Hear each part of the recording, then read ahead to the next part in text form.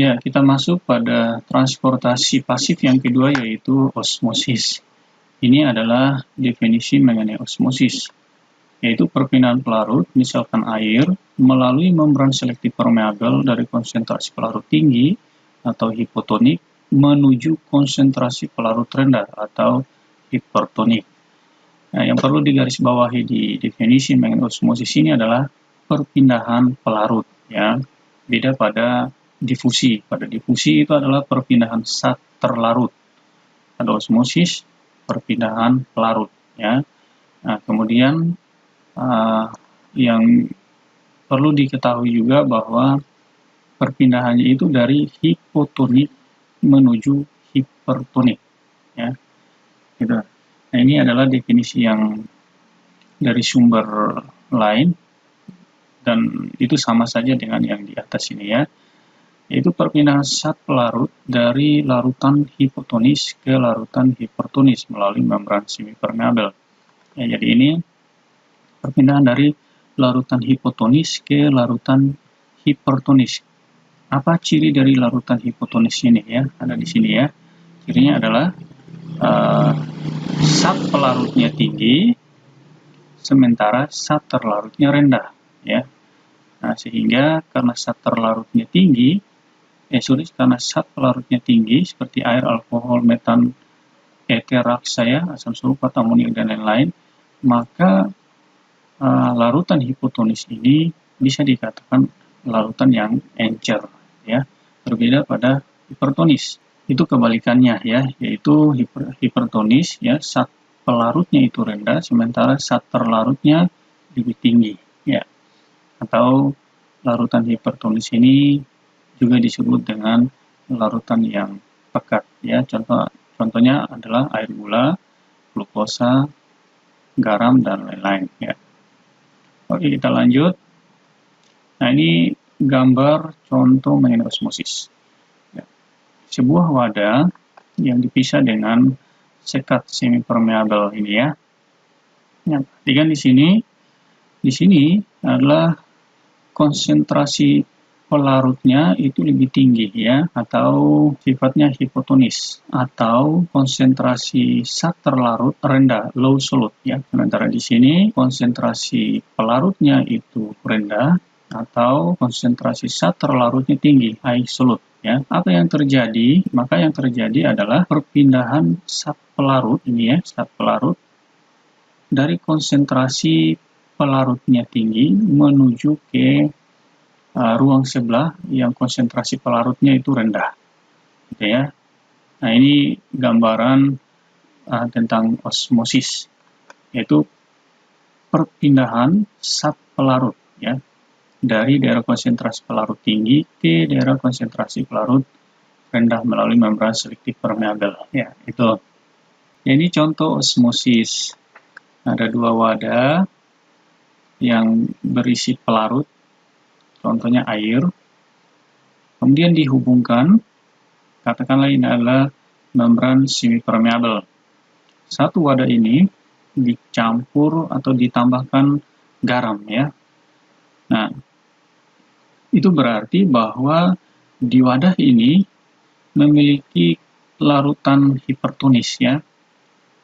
Artinya zat terlarutnya lebih banyak di sini. Sementara di sini bersifat hipotonis, zat terlarutnya sedikit, ya. Nah, apa yang terjadi? Maka akan ada perpindahan zat pelarut ke wadah ini, ya, melalui membran semipermeabel. Nah, jadi ini prosesnya. Jadi air tadi yang tinggi begini akan turun karena sebagian air berpindah ke sana, ya.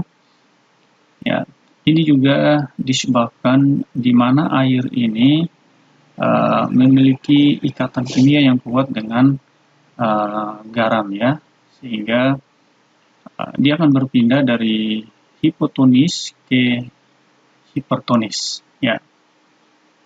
Nah, ini secara kimia digambarkan, ya, ikatan unsur hidrogen dengan kalsium menjadi garam, air garam, ya.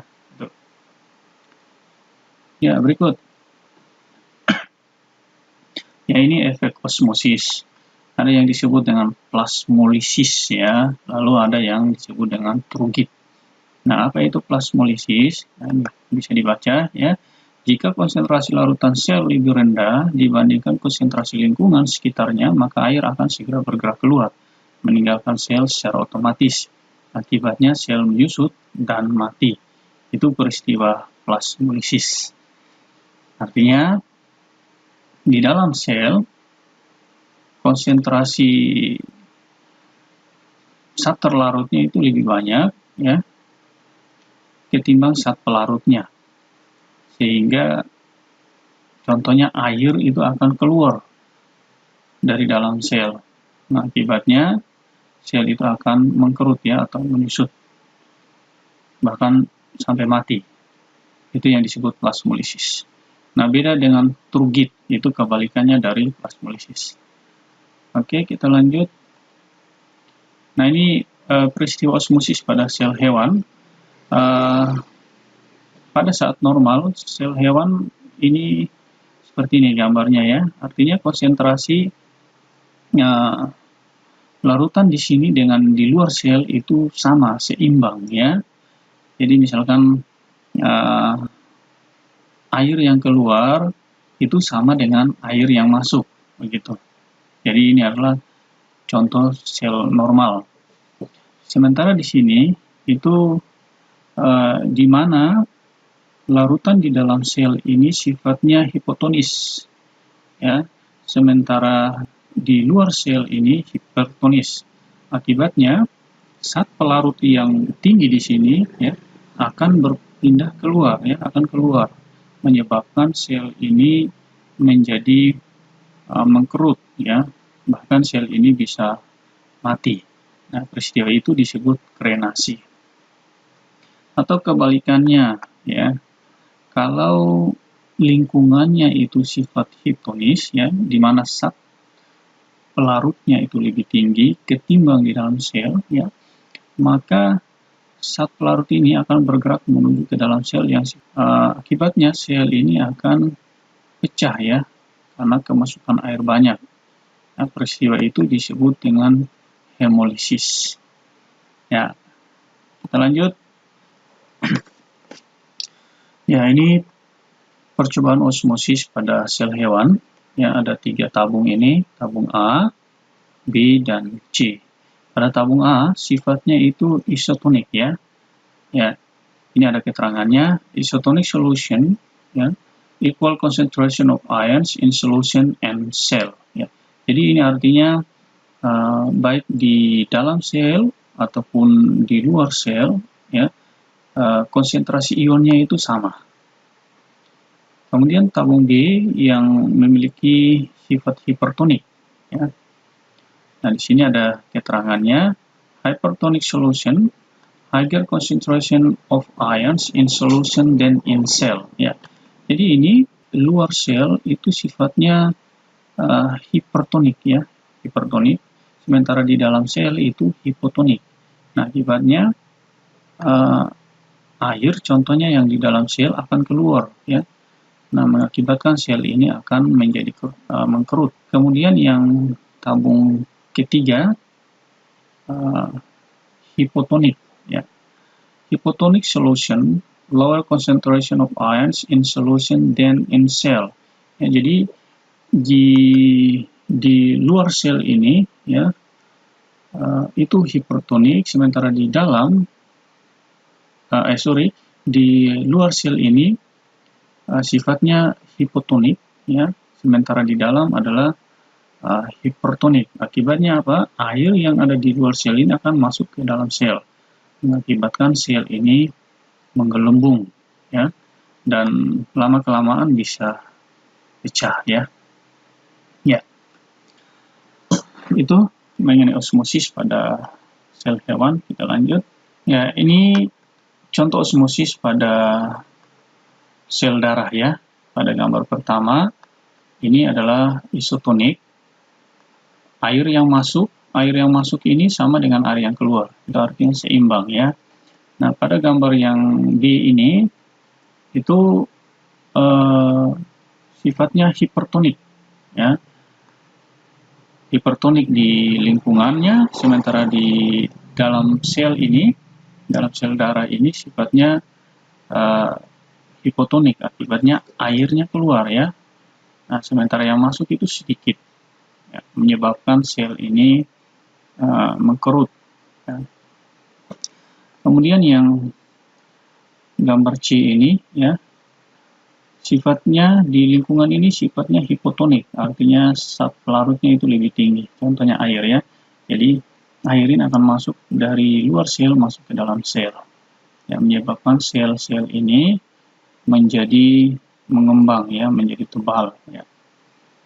Itu contoh osmosis pada sel darah. Nah, ini pada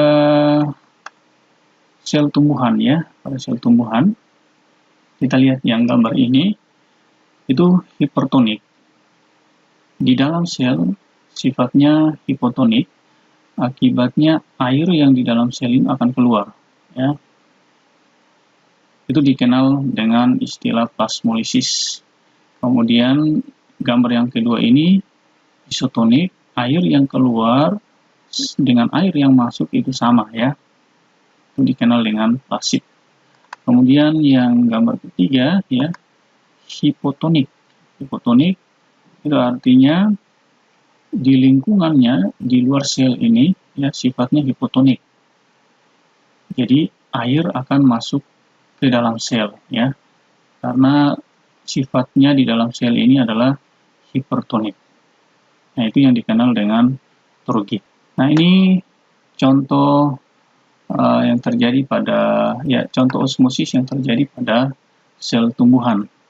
Nah, coba Anda tentukan pada gambar A, ini sifatnya apa di lingkungan, kemudian pada sel tumbuhan sifatnya apa, ya, hipertonik atau hipotonik.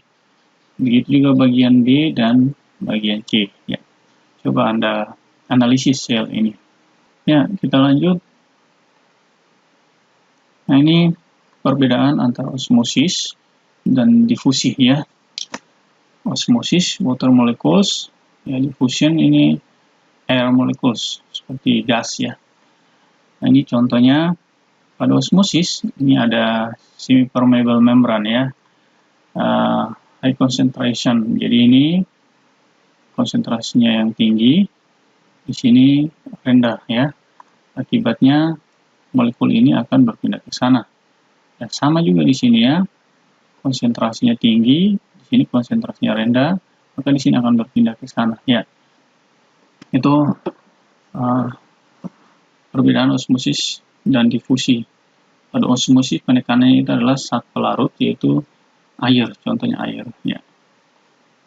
Nah, ini perbedaan difusi dan osmosis, ya, dibuat dalam tabel. Ini definisinya, Anda sudah tahu. Kemudian yang kedua, partikelnya yang berpindah, ya. Jadi pada peristiwa difusi itu zat terlarutnya yang berpindah, ya, partikelnya yang berpindah. Kemudian pada osmosis itu pelarutnya yang berpindah. Ya, kemudian yang kedua, tidak ada membran permeable, ya. Jadi ini terjadi secara spontan. Kemudian yang osmosis itu ada membran permeabelnya, ya. Lalu yang difusi di sini perpindahan zat terlarut tanpa melalui membran, ya. Karena memang tidak ada membran, ya. Ini melalui membran. Yaitu perbedaan mengenai difusi dan osmosis. Ya, begitu penjelasan kita mengenai transportasi pasif yang terjadi pada sel. Ya, kita akan lanjutkan nanti pada transportasi aktif, ya, dan transportasi vesikular pada video berikutnya. Oke, terima kasih.